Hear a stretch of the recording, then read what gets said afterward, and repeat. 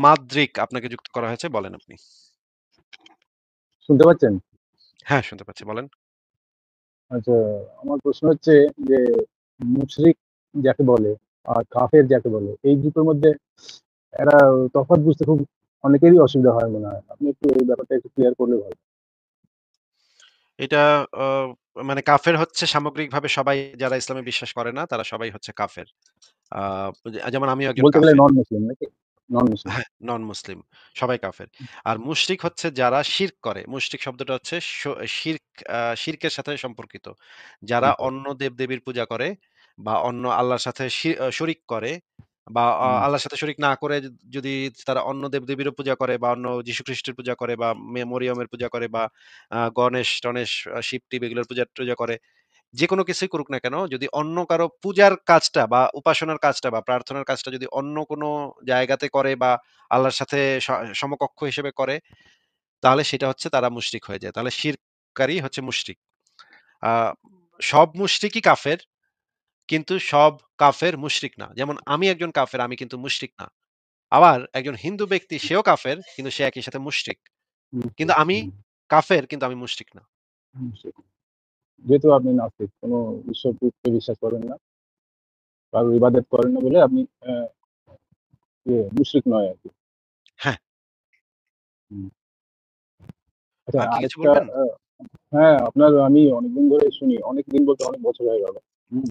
এবার ইসলামকে নিয়ে আপনারা যা বলেন বিভিন্ন রকম এগুলো বাংলাদেশ বলুন বা ভারতে বলুন বা বিশ্বেই বলুন, হুম, অনেক অনেক মুসলিম তো অনেক ভালো ভালো জায়গা আছেন, অনেক বুদ্ধিমান আছেন, মানে তাদের মেধা সম্পর্কে কারো কোনো প্রশ্ন চিহ্ন থাকার কথা নয়, কিন্তু তারা কি এইসব ব্যাপারগুলো মাথা ঘামায় না, মানে একটু আহ, গোলমাল জিনিসটাকে নিয়ে ওরা কি করে আছে, এটা আমি ভাবতে পারি না।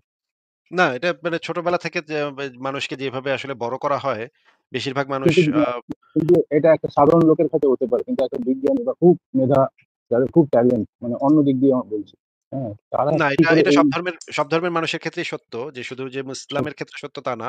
এটা সব ধর্মের মানুষের ক্ষেত্রেই সত্য যে হুম, হুম, হুম, ছোটবেলা থেকে যাকে যদি এভাবে বড় করা হয় যে ধর্মে কোনো যুক্তি কাজ করে না। এটা যদি তাকে হুম, ছোটবেলা থেকে এইভাবে বড় করা হয়, তাহলে দেখা যাবে যে সে দেখা যাবে বড় একটা ইউনিভার্সিটির সে ফিজিক্সের প্রফেসর। কিন্তু সে আ হাতে পাথরের আংটি পড়তেছে ভাগ্য পরিবর্তনের জন্য। ভারতে হুম, এরকম অসংখ্য উদাহরণ আছে যে মানে ভারতে ইনফেক্ট পৃথিবীর সবচেয়ে বড় বিজ্ঞানীদের একজন সত্যেন বোস, সে পর্যন্ত তার হাতে পর্যন্ত আংটি ছিল। এর মতো বিজ্ঞানী তো সারা পৃথিবীতে খুঁজে পাওয়া মুশকিল, তাই না? এত বড় হুম, বিজ্ঞানী হুম, অ্যা বা রামানুজন, রামানুজন হুম, এত বড় গণিতবিদ, এত বড় হুম, মানে বিখ্যাত গণিতবিদ। তার গণিতে তার দখল তো অতুলনীয়। কিন্তু সে আবার মানে কালী দেবীতে বিশ্বাস করত।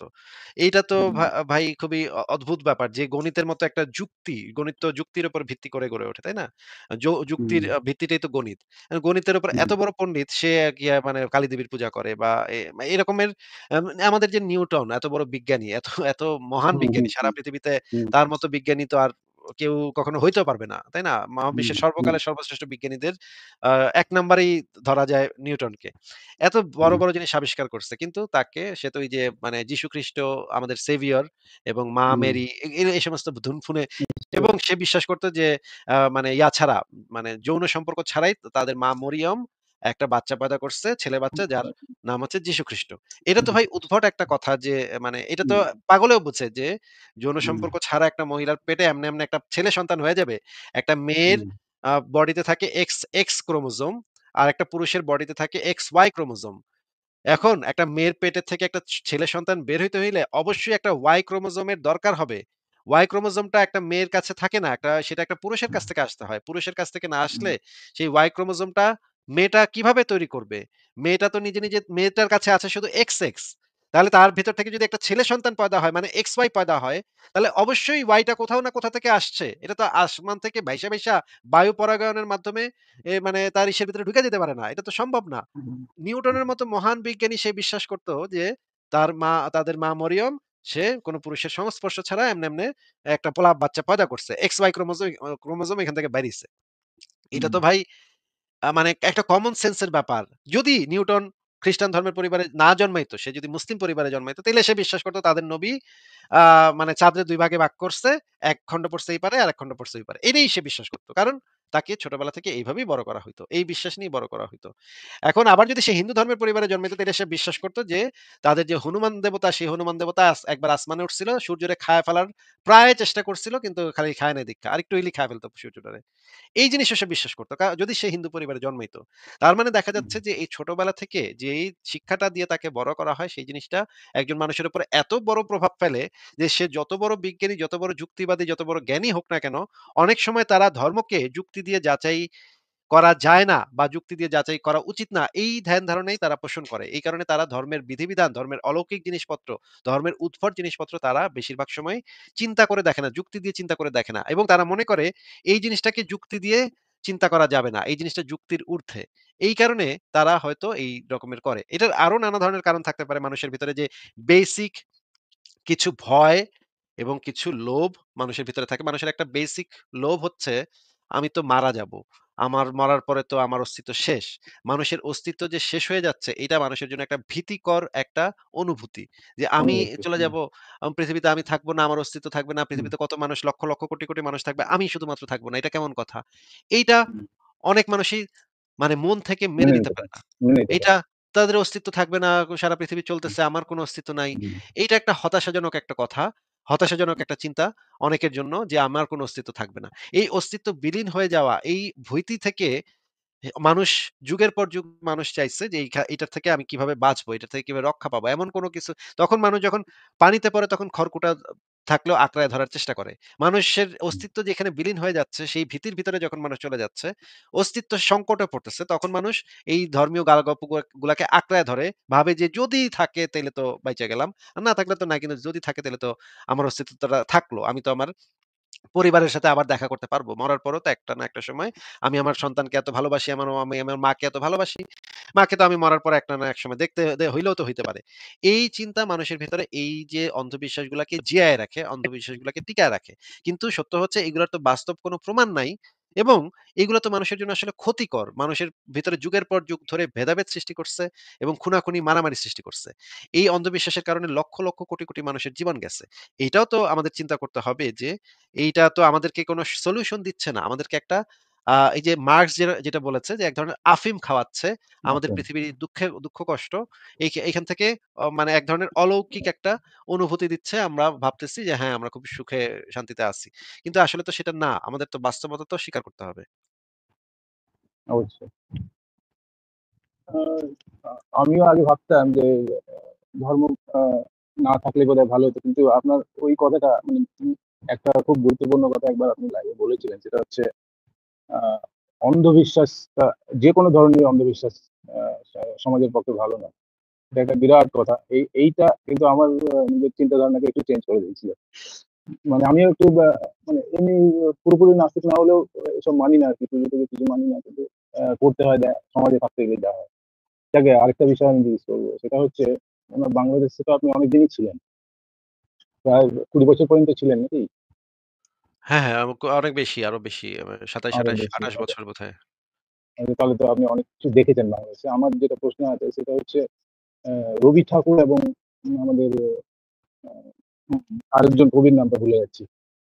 নজরুলের আ নামই, এই রবীন্দ্রনাথের সাথে নজরুলের নামই বেশি উচ্চারণ করা হয়। নজরুল। হ্যাঁ, এই যে ২ জন ব্যক্তি পশ্চিমবাংলায় যেভাবে দুজনকে সমানভাবে রেসপেক্ট করা হয়, বাংলাদেশে কি আপনি দেখেছেন সেই একই রেসপেক্ট আছে? না, দুজনকে সমানভাবে রেসপেক্ট করাটা উচিত বলে আমি মনে করি না। রবীন্দ্রনাথ ঠাকুর হচ্ছে বাঙালির one of a kind, হ্যাঁ? মানে হাজার ওয়ান অফ এ বছরে একজন জন্মায় একজন রবীন্দ্রনাথ জন। ঠাকুর। রবীন্দ্রনাথ ঠাকুরের সমতুল্য আর কেউই নাই, হ্যাঁ? হুম, হুম। মানে উনার বাংলাদেশে অবদানটা বাঙালির কিন্তু অতুলনীয়। বাংলা ভাষার ভেতরে এমন কোন ব্যক্তি এখন পর্যন্ত জন্মায় নাই যে রবীন্দ্রনাথ ঠাকুরের কাছাকাছি পর্যন্ত যাইতে পারবে। সমকক্ষ তো অনেক দূরের কথা। কাছাকাছি পর্যন্ত যাইতে পারবে এটা আমি মনে করি না। এটা সম্ভব না। এটা একটা কিন্তু অবাস্তব কথা। সম্মান কিন্তু দুজনকেই সমানভাবে পশ্চিমবাংলায় সম্মান দেওয়া হয়। বাংলাদেশের অবস্থা কি সম্মান দেয়া হোক কিন্তু মানে তাতে তো আর সমকক্ষ হয়ে যায় না। ২ জন তো সম্মান হয়ে যায় না তো অবশ্যই, মানে অবশ্যই। সম্মান দিলেই তো তারা সমকক্ষ হয়ে যায় না। নজরুল হুম, ইসলাম ছিলেন মানে রবীন্দ্রনাথ ঠাকুরের একজন চেলা, মানে একজন অনুসারী ছিলেন। তার কাছে গিয়ে হুম, মানে শিখতেন। তার ছাত্র ছিলেন। আচ্ছা। রবীন্দ্রনাথের সমতুল্য তো এটা পাশাপাশি নাম উচ্চারণ করাটা উচিত না। এই ২ জনের নাম পাশাপাশি উচ্চারণ করাটা উচিত না। উচ্চারণ করাটাও রবীন্দ্রনাথের সম্মানের সাথে একটা ধৃষ্টতা হয়ে যাবে। নজরুল ইসলাম অবশ্যই অনেক বড় কবি, অনেক মানে মেধাবী কবি, সে বিষয়ে কোনো সন্দেহ নাই। কিন্তু রবীন্দ্রনাথ ঠাকুরের মানে সাথে তো তার নাম উচ্চারণ করাটাই উচিত না। রবীন্দ্রনাথ ঠাকুর হচ্ছে গিয়ে বাঙালির একটা সূর্যের মতো এবং তার সমকক্ষ আর কেউ নাই। এইটা স্বীকার করে যে স্বীকার করতে পারবে না সে বাঙালি বলেই আমার কাছে মনে হয় না। সে বাঙালিই না। রবীন্দ্রনাথকে যে স্বীকার করতে পারবে না সে বাঙালি হইতে পারবে না কখনো। তো নজরুল নিজেও তো রবীন্দ্রনাথের বাসায় গিয়ে বসে থাকতো বা তাকে গুরুদেব বলতো, তার পায়ের কাছে বসে থাকতো। মানে এটা তো মানে সমকক্ষ কোথা থেকে? এগুলা কে কারা এগুলা বলে বা কারা এগুলা প্রচার করে? এদের মাথায় কি আছে সেগুলো আমি কিছু বুঝি না ভাই। এটা উদ্ভট সব মানে কথাবার্তা উদ্ভট সব চিন্তাভাবনা। আ কিন্তু ২ জন মানে আমি রবীন্দ্রনাথের সাথে যদি কারোর তুলনা করতে হয় তাহলে তুলনাটা করা উচিত পঞ্চপান্ডবের, হ্যাঁ? যারা আধুনিকতাবাদের, আধুনিক কবিতার যারা বাংলা ভাষায় যারা আধুনিক কবিতার সূচনা করেছিল যে পঞ্চপান্ডব, সেই পঞ্চপান্ডবের তুলনা করা উচিত। যে তাদের মেধা রবীন্দ্রনাথের একটু কাছাকাছি পর্যন্ত যাওয়ার একটা মানে সম্ভাবনা ছিল। সেই পঞ্চপান্ডবের ভিতরে আছে সুধীন্দ্রনাথ, বুদ্ধদেব, তারপর হচ্ছে গিয়ে জীবনানন্দ দাশ। ওনারা ছিলেন। ওনারা ৫ জন মিলে ওই রবীন্দ্রনাথের কাছাকাছি যাওয়ার মতো একটা মানে সমকক্ষতা যদি হইতেই হয় তাহলে এই ৫ জনকে পঞ্চপান্ডবকে ধরতে হবে। কিন্তু ভাই নজরুল তো এটার মানে কোনো ইয়েই না। এখানে কোনো লাইনই নাই। কোনো প্রতিযোগিতাতেই নাই। সে কোথায় আছে? এইগুলা কারা বলে বা কারা প্রচার করে আমি এগুলা বুঝি না ভাই। এগুলা এই সমস্ত লোকের সাথে তো আমি আলোচনাতেও বসবো না। যারা এগুলা বলে যে এরা সমকক্ষ বা এদের মানে ২ জনের সম্মান সমান বা এগুলা কি? আর বাংলাদেশে যেটা হয়, বাংলাদেশে যেহেতু নজরুল ইসলাম নামে মুসলমান, কামে তো মুসলমান ছিল না। নজরুল ইসলাম তো নাস্তিক ছিল আসলে। নজরুল ইসলাম তো আ আ য যখন শিখা পত্রিকা বাংলাদেশে যে শিখা আন্দোলন যখন হয়েছিল, তখন শিখা পত্রিকার যে লেখকেরা একবার কলকাতায় গিয়েছিল। তাদের সাথে নজরুল ইসলামের দেখা হয়েছিল। নজরুল ইসলাম তাদেরকে জিজ্ঞেস করেছিল, "আরে তোরাও নাস্তিক? আমিও তো নাস্তিক। তোরাও নাস্তিক? তোরা তো আমার মতই।" এইটা নজরুল ইসলাম তাদেরকে বলেছিল এবং নজরুল ইসলামের কবিতার ভিতরে পাওয়া যায়, বোঝা যায়, পড়লে বোঝা যায়। যদিও নজরুল ইসলাম সরাসরি কখনো প্রকাশ্যে স্বীকার করে নাই সে যে নাস্তিক। কিন্তু কবিতা পড়লে বোঝা যায় যে নজরুল ইসলাম আসলে নাস্তিক ছিল এবং নজরুল ইসলামের যে ছেলেরা, ছেলেদের নামও যদি আপনি দেখেন, নামগুলা ছিল মানে সো কল্ড হিন্দুয়ানি নাম। তো এইখানে বাংলাদেশের যে মুসলমান জাতীয়তাবাদ যখন মানে করা হয়েছে, সামনের দিকে নিয়ে আসা হয়েছে যে মুসলমান জাতীয়তাবাদকে করতে হবে, উস্কাই দিতে হবে, তখন নজরুলকে ধরে টানা-হেঁচড়া শুরু হইছে। এই নজরুলকে একটু উপরে ওঠানোর জন্য রবীন্দ্রনাথের উপরে ওঠানোর জন্য বাংলাদেশে বিভিন্ন ধরনের উদ্ভট গল্পগুজব প্রচার করা হয়েছে। একটা গল্প আমি ছোটবেলা থেকে ওয়াজে শুনে আসতেছি যে আসলে নাকি নোবেল পুরস্কার নজরুলরেই দিতে চাইছিল। তা আবার নাকি রবীন্দ্রনাথ নাকি মানে মানে চুরি কইরা নজরুলের কবিতা চুরি কইরা ব্রিটিশ করে ভাও কইরা তারপর নাকি নোবেল পুরস্কারটা ভাগায় নিচ্ছে। এইটা আমাদের এক হুজুর আমাদেরকে বলতেছিল। তো হুজুরকে আমি জিজ্ঞেস করলাম, "হুজুর, তাইলে রবীন্দ্রনাথ নোবেল পুরস্কার পাইছে কত সালে?" বলে যে, "১৯১৩ সালে।" আমি বলি, "তাইলে নজরুল ইসলামের জন্ম কত সালে?" "১৮৯৯ সালে।" তাইলে হুজুর মানে ১৯১৩ সালে তো নজরুলের বয়স মাত্র ১৪ বছর। তাইলে ১৪ বছরে সে বেটা কি এমন কবিতা লিখলো যে সে রবীন্দ্রনাথ তো এটা জিজ্ঞেস করলাম বেটারে বেটা তখন চেইতা গেছে। বলে, "হ্যাঁ, তুই বেটা তুই নাস্তিক। তুই মানে বুঝোস না। তুই মানে খালি প্রশ্ন করস।" তো আমি বললাম, "ভাই এরা ১৪ বছর বয়সে কি এমন কবিতা নজরুল লিখলো যে সে নোবেল পুরস্কারের কাছাকাছি চলে গেল?" আর তখন তো রবীন্দ্রনাথ অনেক বয়স্ক মানুষ। তো সে তার নোবেল দেওয়ার কোনো নাই। কিন্তু নজরুলের গিয়া ১৪ বছরের একটা বালকরে গিয়া নোবেল পুরস্কার দিব নাকি? তারপরে এই টাইপের গল্পগুজব ছড়ানো হইলো যে নজরুলের কবিতা চুরি কইরা রবীন্দ্রনাথ নোবেল পুরস্কার পাইছে। হ্যাঁ? এগুলো ওয়াজে অনেক বলা হইছে। আমি নিজে ওয়াজে শুনছি। অনেক হুজুরের মুখে থেকে শুনছি। এইগুলা বলা হইছে নজরুলকে ঠাইলা। কিন্তু নজরুল নিজেই সারা জীবন রবীন্দ্রনাথের অনুসারী ছিল, ভক্ত ছিল। গুরুদেব বলতো, কবিগুরু বলতো এবং মানে খুবই শ্রদ্ধা করত। মানে মারাত্মক রকমের শ্রদ্ধা করত রবীন্দ্রনাথ ঠাকুরকে। তো এই টাইপের ব্যাককল গরু গাধাগুলা যে কোত্থেকে আসে, কোত্থেকে জন্মায় এগুলা যে এখন নজরুল এবং রবীন্দ্রনাথকে সমতুল্য বা নজরুলকে তার থেকেও বেশি আ মানে নোবেল পুরস্কারের দাবিদার এগুলা কারা বলে এই সমস্ত গরু, ছাগল, ভেড়া, চুনাহাগা, বলদ এই টাইপের লোকজনদেরকে নিয়ে আমি তো কোন কথাই বলতে চাই না ভাই। অনেক অনেক ভালো লাগলো আপনাদের কথাগুলো শুনে। আচ্ছা, আরেকটা এই সম্পর্কে আরেকটা প্রশ্ন ছিল। সেটা হচ্ছে আমি যখন পশ্চিমবাংলায় যেহেতু বাস করি, অনেক বাঙালি বাড়িতে আমার যাওয়া আসা হয় এবং মুসলিম বাড়িতেও যাওয়া আসা হয়। আমি বেশ কয়েকটা মুসলিম বাড়িতে নজরুলের ছবি দেখেছি। নজরুল এর ছবি মানে ওনারা বাড়িতে রেখেছেন, আছে। হ্যাঁ? আবার বাঙালিতে দুজনেরই ছবি দেখেছি। রবি ঠাকুরের ছবি থাকে, আবার নজরুলের ছবি থাকে। বিশেষ করে ক্যালেন্ডার-ফ্যালেন্ডার তো থাকেই। এমনি ছবি ফরম্যাট না থাকলেও এরকম থাকে। আপনি বাংলাদেশে আপনার বন্ধু-বান্ধব বা আত্মীয়স্বজনের বাড়িতে কি রবি ঠাকুরের ছবি এভাবে দেখেছেন বাড়িতে রাখা? আমাদের ছোটবেলায় আমাদের বাসায় রবীন্দ্রনাথের ছবিও ছিল, নজরুলের ছবিও ছিল। ২ জনের ছবি ছিল আমাদের বাসায় ছোটবেলা। কিন্তু এখন আচ্ছা, বোধহয় কোথাও পাওয়া যাবে না। এখন বোধহয় কেউ কোথাও রবীন্দ্রনাথের পাওয়া ছবি যায় টানাবে না। নজরুলের ছবি টানাইতে পারে কিন্তু রবীন্দ্রনাথের ছবি টানাবে না সাধারণত। বাংলাদেশের মানুষ না। এখন অনেক বেশি রেডিক্যাল। হুম, সেটা তো ইদানিং একটু বেশি হয়েছে। আচ্ছা, আমাদের পশ্চিমবাংলায় আপনি যদি যাবেন, বেশিরভাগ জায়গায় আপনি দেখবেন রবি ঠাকুরের ভাস্কর্য আছে, তার পাশে কবি নজরুলের ভাস্কর্য আছে।